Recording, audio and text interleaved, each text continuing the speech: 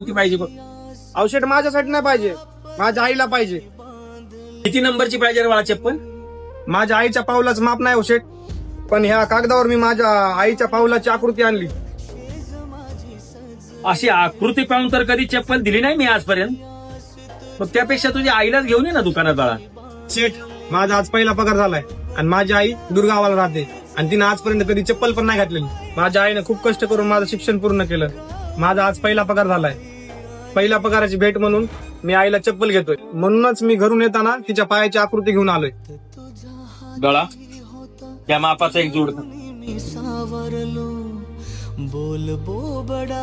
हा बाळा, हा दुसरा पण जोड घेऊन जा. एक जोड जर खराब झाला तर भावानं दिलेला हा दुसरा जोड म्हणून आईला चप्पल दे, पण अनवाणी फिरू नकोस म्हणावं. धन्यवाद शेठ.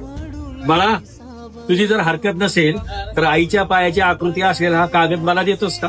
चालतं शेठ, हे घ्या. शेठची तुम्ही हा कागद कशासाठी घातलाय? बाळा, ही केवळ पावलाची आकृती नाही तर साक्षात लक्ष्मीची पावलं आहे. ज्या माऊलीनं अत्यंत कष्ट घेऊन आपल्या मुलावर संस्कार केले आणि मुलाची प्रगती झाली.